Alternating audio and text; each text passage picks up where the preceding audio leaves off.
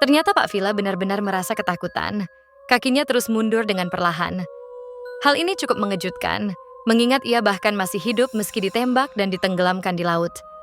Entah apa yang bisa membuatnya takut kali ini. Sayang, mundurlah. Biar kami yang lakukan, kata Ibu Villa pada suaminya itu.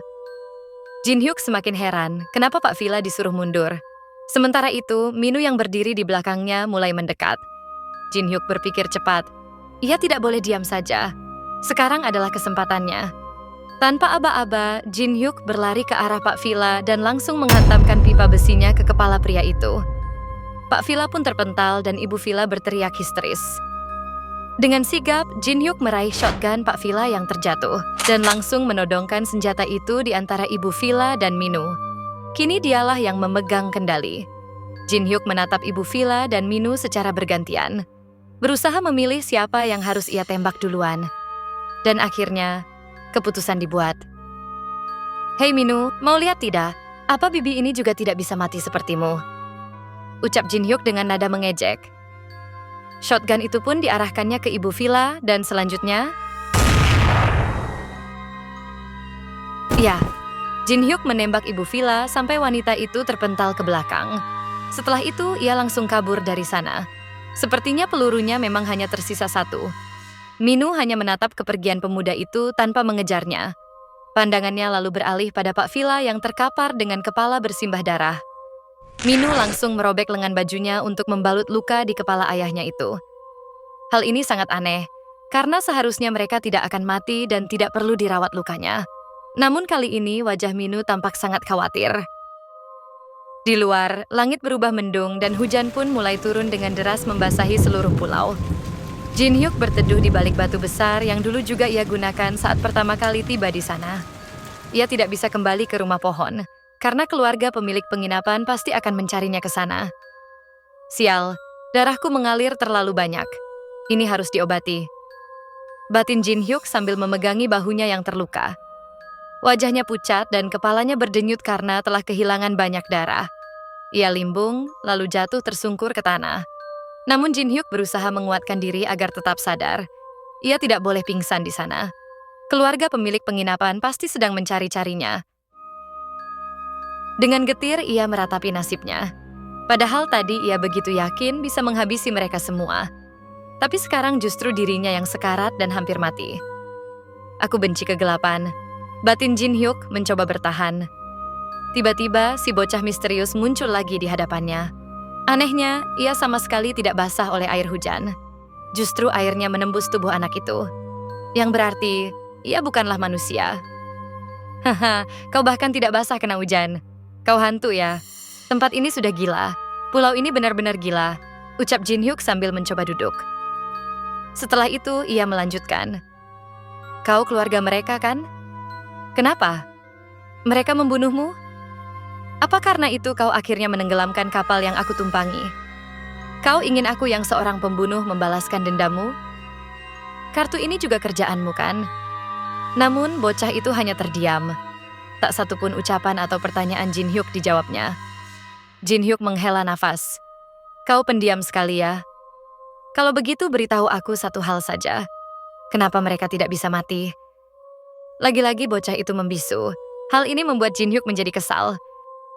Ia mengumpat dan memaksa anak itu memberitahunya kenapa keluarga pemilik penginapan tak bisa mati. Rasanya ia benar-benar frustasi menghadapi orang-orang itu. Akhirnya bocah itu angkat suara. Kau sudah tahu kan? Katanya. Jin Hyuk terlihat bingung, tak mengerti. Sementara itu, keluarga pemilik penginapan sedang menelusuri hutan mencari keberadaan Jin Hyuk. Tampak Pak Villa yang berjalan dengan oleng dan seperti kesakitan. Bocah itu kembali berkata dengan lirih, kau hampir membunuhnya. Bicara apa kau? Dia perutnya ditembak dengan shotgun sekalipun. Belum sempat Jin Hyuk menyelesaikan ucapannya, tiba-tiba Taehi muncul dan mengagetkan mereka. Akhirnya ketemu. Apa kau tahu betapa aku frustasi mencarimu kemana-mana, Jinu? Ujar Taehi dengan wajah penuh emosi. Lalu tanpa aba-aba, ia langsung menembak bocah itu, yang ia panggil dengan nama Jinu. Jin Hyuk sangat terkejut melihatnya. Tapi yang lebih mengejutkan lagi ketika ia mendengar nama Jinu, Sebuah ingatan masa lalu terlintas ke dalam benaknya. Dalam kilasan ingatan itu, tampak sebuah mobil melaju di jalan pegunungan. Saat melewati seorang kakek yang berjalan kaki, mobil itu mendadak berhenti. Pengemudi menurunkan kaca jendela dan memanggil si kakek, menanyakan arah menuju sebuah peternakan babi. Di kursi belakang, terlihat seorang anak lelaki duduk diam. Yah, si bocah misterius. Setelah mendapat petunjuk, mobil kembali melaju. Dalam perjalanan, si pria berkacamata mulai berbicara kepada anak itu. Tidak usah khawatir, mereka orang-orang baik. Di sana juga ada teman seusiamu. Kalau kau menghabiskan waktu yang menyenangkan di tempat yang tenang, perasaanmu akan membaik. Mengerti kan, Jin Hyuk? Dan disinilah semuanya mulai terungkap. Bocah misterius itu ternyata adalah Jin Hyuk di masa kecilnya. Tak heran jika keberadaannya tidak nyata. Tak butuh waktu lama, akhirnya mobil itu sampai di peternakan babi yang menjadi tujuan mereka. Di sana mereka sudah disambut oleh satu keluarga, yang ternyata akan mengasuh Jin Hyuk untuk sementara. Dengan sopan, Jin Hyuk pun membungkuk untuk memberi salam. Aduh, anak ini terlihat cerdas ya. Puji sang ibu, lalu menoleh ke belakang dan berkata, "Nah, kau juga cepat keluar beri salam. Dia ini teman sebaya denganmu." Terlihat seorang anak yang bersembunyi di balik pintu. Setelah mendengar perkataan ibunya, ia pun berlari keluar menghampiri Jin Hyuk. Anak yang mengenakan topeng kepala babi itu lalu mengulurkan tangannya dan memperkenalkan diri. "Halo, namaku Jinu." Sampai di sini, kalian mungkin mulai bingung. Jika bocah misterius itu adalah Jin Hyuk kecil dan hanya halusinasi, seharusnya hanya Jin Hyuk yang bisa melihatnya. Tapi anehnya, Taehi juga bisa melihat, bahkan menembaknya. Dan satu hal lagi, Taehi memanggil anak itu Jinu. Padahal dia adalah Jin Hyuk. Sedangkan Jinu adalah nama anak bertopeng kepala babi. Masih banyak misteri yang belum terpecahkan, tapi perlahan semuanya akan terungkap. Kembali ke Jin Hyuk yang sekarang, ia berdiri terpaku, kebingungan setelah menyaksikan sepotong ingatan masa lalunya. Di hadapannya, dirinya yang masih kecil baru saja ditembak oleh Taehi. Tubuh Jin Hyuk kecil terkapar di tanah, dan Taehi melangkah mendekat, mengarahkan senapannya kembali ke bocah itu. "Melihatmu rasanya aku mau muntah. Akan kuhancurkan wajahmu yang menjijikan itu," ucap Taehi dengan wajah geram. Sepertinya ia sangat membenci anak itu. Perlahan, ia mulai menarik pelatuk senapannya. Namun tiba-tiba Jin Hyuk menghantam senapan itu dengan pipa besinya untuk menghalangi aksi Taehi. Dengan penuh amarah, Taehi mencengkram bahu Jin Hyuk yang terluka dan membentaknya agar tidak ikut campur. Tapi tentu saja Jin Hyuk tidak mau menurutinya. Ia justru menyodok perut Taehi dengan pipa besi hingga pemuda itu oleng, lalu memukul kepalanya hingga ambruk dan bersimbah darah. Setelah menumbangkan Taehi, Jin Hyuk pun menghampiri tubuh kecilnya. "Hantu bisa mati kena tembak?" "Yang benar saja. Siapa kau sebenarnya?" "Kau Jinu atau Jin Hyuk?" tanyanya. Dengan sisa-sisa tenaganya, bocah itu berkata, "Cara untuk keluar dari pulau ini adalah dengan membunuh semua keluarga itu." Jin Hyuk bingung, karena mereka dibunuh sekalipun juga tidak mati. Lalu bagaimana cara membunuhnya? Sayangnya, bocah itu tidak memberitahu Jin Hyuk dengan jelas. Ia justru menyuruh Jin Hyuk untuk mengobati lukanya dulu. Ia memberitahu bahwa di tempat Taehi tinggal ada kotak P3K. Lalu dengan suara melemah, ia memperingatkan, "Tapi kau jangan masuk ke ruang bawah tanah, apapun yang terjadi. Camkanlah, kau adalah Jin Hyuk Song. Kau harus menjadi monster yang tidak memiliki rasa bersalah. Sebenarnya kau mengetahui segalanya. Bahkan sampai hal yang tidak aku ketahui sekalipun. Juga cara membunuh mereka." Jin Hyuk, dengarlah. Rasa bersalah adalah racun. Jangan biarkan mereka membunuhmu. Tepat setelah menyelesaikan ucapannya, tubuh bocah itu pun menghilang begitu saja. Jin Hyuk hanya membisu, mencoba mencerna setiap kata yang baru saja dilontarkan oleh dirinya sendiri yang masih kecil. Adegan beralih ke pondok Taehi. Kini Jin Hyuk telah selesai mengobati lukanya. Di luar, hujan masih mengguyur deras. Jin Hyuk melirik ke arah pintu ruang bawah tanah, teringat dengan ucapan Jin Hyuk kecil yang melarangnya untuk masuk ke sana. Namun tentu saja, karena dilarang, justru Jin Hyuk jadi penasaran dan memasukinya. Di dalam sangatlah gelap. Dan ketika Jin Hyuk menyalakan lampunya, tampaklah deretan monitor CCTV di mana Taehi selama ini mengawasinya. Apa-apaan semua ini? Ujar Jin Hyuk geram. Di layar monitor terlihat ruang makan rumah penginapan, lalu ada juga rumah pohon tempat Jin Hyuk tinggal.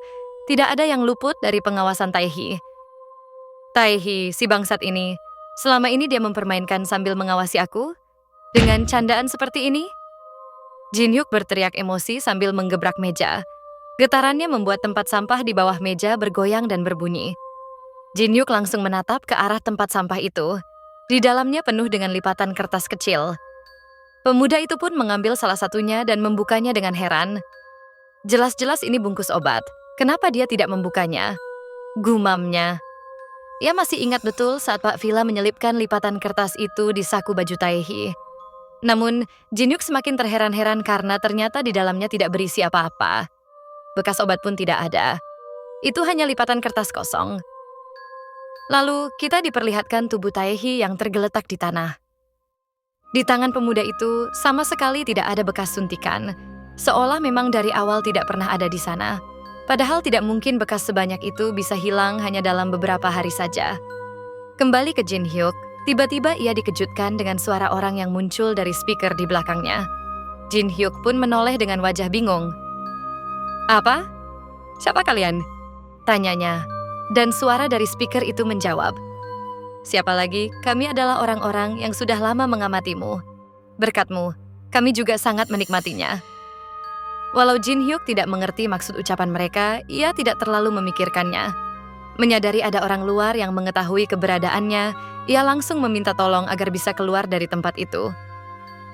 Sayangnya, jawaban mereka justru di luar dugaan Jin Hyuk. "Wah, bajingan itu meminta tolong pada kita." Mereka lalu tertawa terbahak-bahak sampai suaranya menggema memenuhi seluruh ruangan, menusuk telinga Jin Hyuk. Jin Hyuk menutup telinga rapat-rapat dan berteriak agar mereka berhenti. Seketika semuanya terdiam dan ruangan kembali sunyi. "Jin Hyuk, kau tidak tahu siapa kami?" tanya salah seorang dari balik speaker itu. Suara-suara lainnya pun langsung menyahut. Mana mungkin dia tahu? Baginya keberadaan kita hanya sebatas itu saja. Iya benar, dia itu kan hanya peduli pada keluarganya saja. Palingan dia bahkan tidak tahu namaku. Jin Hyuk yang sama sekali tidak mengerti maksud ucapan mereka, lama-lama menjadi emosi. Ia kembali berseru minta diselamatkan. Lagi-lagi yang ia dengar hanyalah cemoohan. Dasar bajingan tidak tahu malu. Setelah itu, tiba-tiba monitor-monitor CCTV di depannya berubah satu persatu, menampilkan gambar kepala babi. Diikuti suara-suara dari speaker yang memaki menyebut Jin Hyuk lebih rendah dari seekor babi. Suaranya kembali menggema di seluruh ruangan seolah menyerang Jin Hyuk dari segala arah. Pemuda itu gemetar, jatuh berlutut sambil menangis, kedua tangannya menutupi telinga. "Hentikan, hentikan," bisiknya putus asa. Sekali lagi semuanya terdiam. Lalu layar monitor kembali berubah. Kali ini menampilkan wajah seorang perempuan. Jin Hyuk membisu, matanya terbelalak. "Kau ingat wajahku?" tanya perempuan di monitor. Tentu saja Jin Hyuk ingat dengan jelas wajah itu. Dia adalah pacarnya yang telah ia bunuh. Namun, Jin Hyuk terlalu tercengang untuk menjawabnya. Seluruh tubuhnya seolah membeku. Mendadak wajah perempuan itu berubah menyeramkan dan berteriak bahwa Jin Hyuk telah membunuhnya. Setelahnya, lampu ruangan itu langsung mati. Jin Hyuk panik, menoleh ke segala arah dengan wajah ketakutan. Suara dari speaker kembali berbicara. "Kau takut gelap kan? Kalau begitu akan kunyalakan lampu." Sedetik kemudian, lampu kembali menyala. Namun kini cahayanya berubah menjadi merah gelap. Dan tiba-tiba Jin Hyuk telah dikelilingi oleh orang-orang bertopeng kepala babi yang sekujur tubuhnya dipenuhi darah. Dari tubuh mereka, kita bisa tahu bahwa mereka adalah para korban pembunuhan Jin Hyuk. Melihat itu semua, Jin Hyuk langsung lemas dan akhirnya ambruk. Ia jatuh pingsan. Sementara sosok-sosok bertopeng itu masih mengelilinginya dan menatapnya dengan tajam. Kembali ke memori masa lalu Jin Hyuk. Setelah Jinu memperkenalkan dirinya, Jin Hyuk kecil menjabat tangan anak itu dan balik memperkenalkan diri. Disusul dengan anggota keluarga lainnya, ayah dan ibu Jinu, Anak tertua Minu, anak kedua Romi, dan anak ketiga Yumi. Mereka semua menyambut Jin Hyuk kecil dengan ramah dan hangat. Jin Hyuk pun tersenyum menanggapi sambutan ramah itu, namun tatapannya tak bisa lepas dari boneka babi kecil yang ada di tangan Jinu. Aku ingin memilikinya, batin Jin Hyuk. Adegan beralih di ruang makan keluarga itu. Semuanya tengah berdoa dengan khusyuk sebelum menyantap makanannya. Sementara itu, Jin Hyuk kecil teringat dengan perlakuan ayahnya. Ternyata, ayahnya sering memukulinya dengan ikat pinggang. Bocah ini, sudah berapa kali ku bilang, jangan jadi anak yang menyusahkanku. Memangnya kau anak kecil? Kau bayi, ha? Bentaknya. Anak malang itu hanya bisa meringkuk. Tubuhnya gemetar, menangis meminta maaf. Namun, pria itu belum puas. Ia kembali memukuli Jin Hyuk dengan membabi buta sambil terus membentaknya. Dan setelah puas, ia meninggalkan anak itu begitu saja, terkunci di ruangan yang begitu gelap. Inilah alasan mengapa Jin Hyuk benci dan takut dengan kegelapan. Berbanding terbalik dengan keluarganya, keluarga pemilik peternakan babi tampak begitu bahagia. Mereka makan bersama dengan hangat dan sesekali bersenda gurau. Jin Hyuk kecil menatap itu semua dengan perasaan iri. Dalam hatinya ia berkata, "Aku ingin memilikinya. Keluarga yang rukun dan harmonis."